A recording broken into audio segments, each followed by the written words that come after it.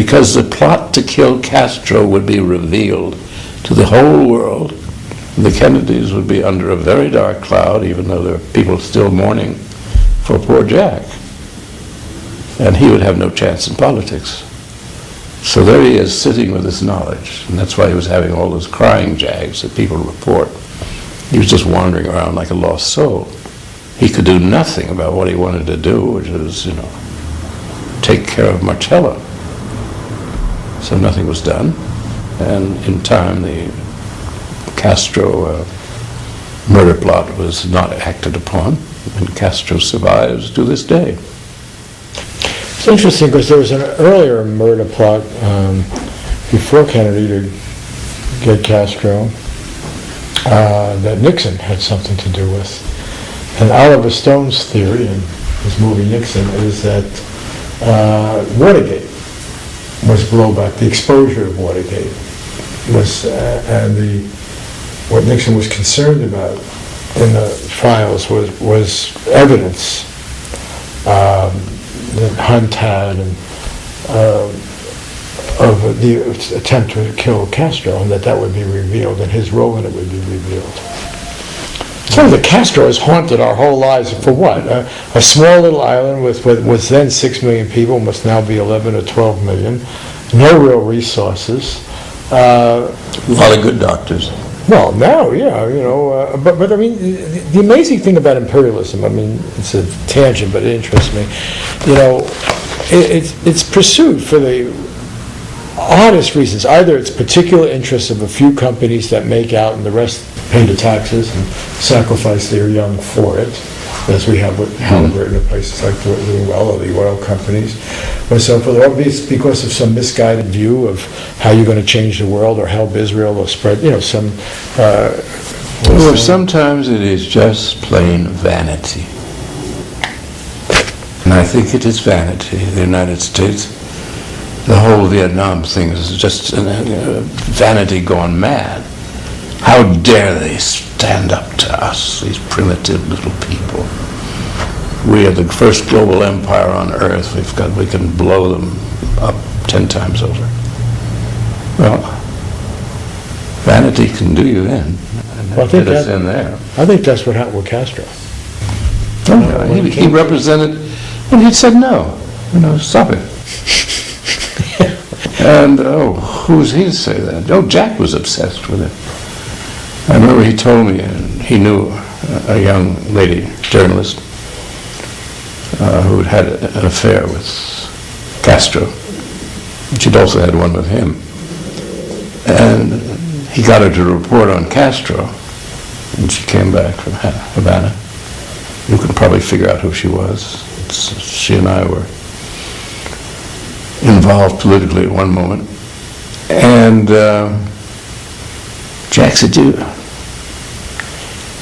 he has sex with his boots on? He was amazed at that. That had never occurred to him anybody would do that. All right. But you liked Kennedy, right? I mean, Jack, very much. Yeah. I did not like Bobby, but I certainly liked Jack. What was the difference?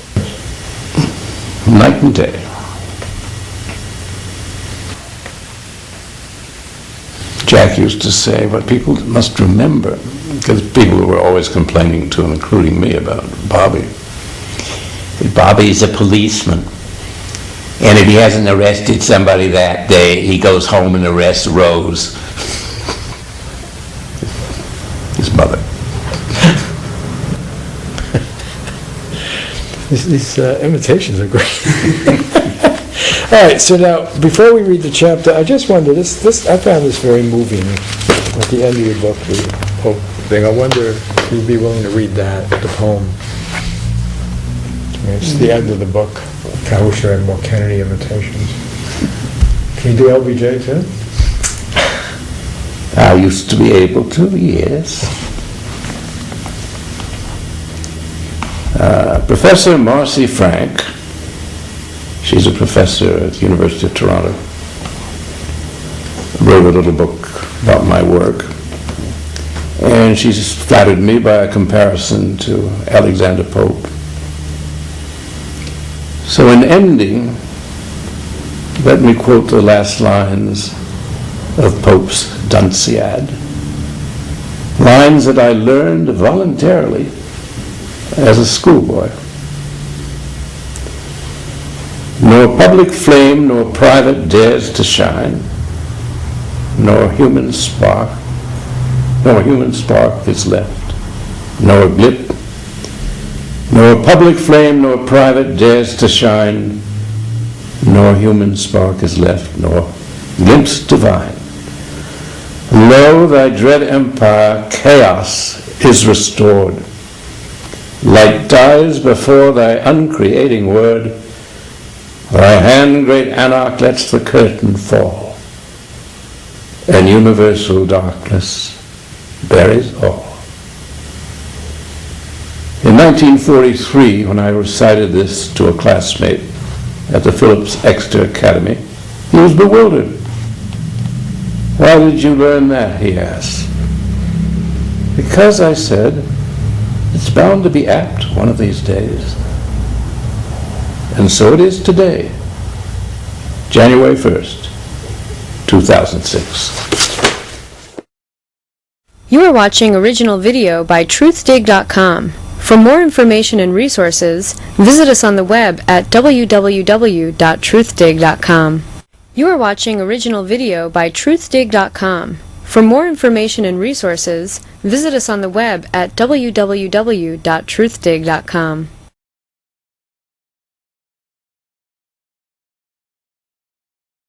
We're here to push this book, and people can buy it on our site through Amazon or go to bookstores and help the sales figures. A fabulous book. And let me begin. Well, first of all, it's kind of depressing the way you begin this book. You say you're headed for the exit. I'm not serious. Oh, you're not serious. Okay. So I got a little worried. I'm not far behind, you know. And No, my exit is headed toward me. I'm not running toward it. But you make the point that you've lived through 1/3 of the history of this country. And most of the 20th century. Yeah. 3/4 of the 20th century. Right. And it started out, I don't know, from the book, it sounds like it was a lot more exciting, vital, and fun-filled than it is now. I'm now a creationist because the distance from George Washington to George W. Bush makes a monkey out of Darwin. And you've seen a lot of scoundrels in your time. You've been through periods where we've been ruled by liars. You've exposed a number of those lies. There's a difference between that and having systemic lying, which is the only way these people know how to govern. The president says, look at New Orleans in no time at all. Everything's going to be cleaned up. And I've given orders. And what I told you last time when I was here in whatever square this is, it's got a church here, isn't it? It's a cathedral square. What I told you then, I meant. And that's what you're going to get. He was telling the truth. They got nothing, and they got nothing the second time around. Everybody knows that about him. There are a few crazies who want to cheer the flag. And this yapping little terrier as though he were a real president. Well, he's not a real president. He's a thing, a chimera that was put together by the Supreme Court first time around and re-elected by Diebold and Sequoia and some other interested parties. Everybody knows he isn't there. Or what he's there isn't for us. It's not our president. We do have a shadow president in Vice President Cheney, whose wife is a famous novelist, given to tales of unnatural love. But Lynn, more power to you. She's my kind of novelist. I mean, you witnessed the Third Reich. You grew up at a time when you were in the military. Your generation, as you say in the book, with cannon fodder in fighting the Third Reich. Young cadets who thought they were taking language training, and then they ended up in the Battle of the Bulge. Yeah. So how do we get to this point? Oh, it's still, I think it's a sort of waking nightmare I'm in. And I get up in the morning, I get the newspapers, I start to open them up, and I see Iraq. What happened there? During my sleep, I block it out. And because I thought in 1945, 46, I got out of the Army. I thought, well, I've had my war. My father had his war. My grandfather's generation had the Civil War. And I thought, well, that'll do for now. That'll do for the next century or so. Then we had what I call the Golden Age, which is from 1945 to 1950. All the arts in America exploded. Unlikely arts, like ballet. We'd been nowhere before. We'd never heard of toe dancing before. And suddenly we had the ballet theater. We had some of the best ballet dancers in the business. Suddenly in music, there's Lenny Bernstein comes along, a one-man orchestra, really. We were producing many first-rate poets, starting with Robert Lowell and Tennessee Williams in the theater. I mean, it was a burst. In 5 years, this happened. Everybody came along at the same time. Why? Because we'd lived through Depression, we'd lived through World War II. Most of us had not been too frightened to get into the war. And so we went, and got frightened once we were there, naturally, but we felt that was what you had to do. So our reward was a golden age of 5 years in all the arts. And those of us who were in the arts, I mean, it was a magical time. Then what happened? Korea. And one of the evil genius of our country, which I will chat about another time, is Harry Truman. And Dean Acheson, who was the brain for him. But Truman was, he wanted a war, preferably cold, but he'd settle for a hot one. Why?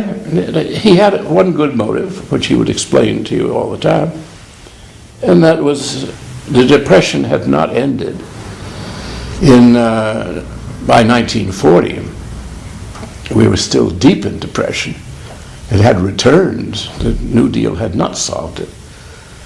He was terrified, and when Franklin Roosevelt put $8 billion into the economy to rearm America in 1940, it was the end of the Depression. Everybody had a job. The country was prosperous. And then we won the war. We were very good at war, by the way. We must tell the Republicans, remind them, World War II was ours. Vietnam was theirs, and certainly this mess in the Middle East is theirs. So we did know how to win them. Not that I approve of war, but if you're going to have one, you better win it. And then suddenly by 1950, we're in Korea, we're losing, and then the wars begin. Many of them for the same reason that the people who owned the country thought it was good for business. Politicians saw it was a way to rise, play the patriotic card. And so there we were, with a golden age aborted on our hands. And it's often been mentioned, the amount of melancholy that can be found in the novelists of the 50s and 60s. Well, it was we'd lived through this thing once, and it was all coming back again.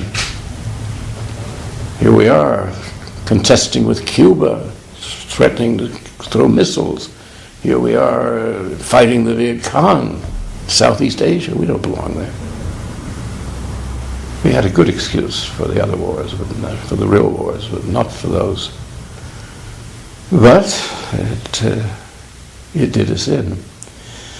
So this election coming up, although it's a mere off year, this is the on-year election of all our lives. And if we don't turn it around the right way, we're not going to have representative government.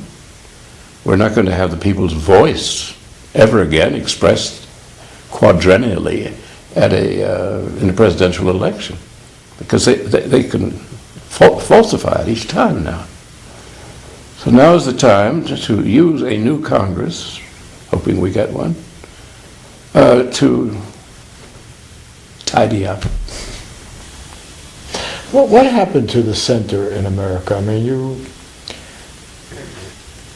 you've lived through this period where you say they're thugs now. I don't know if you were at Stanley's house when Soros was there recently. No, And I asked him this question because he has this book, again, talking about fascism, and he lived under fascism I know. in Hungary. And I asked him, I said, where are you?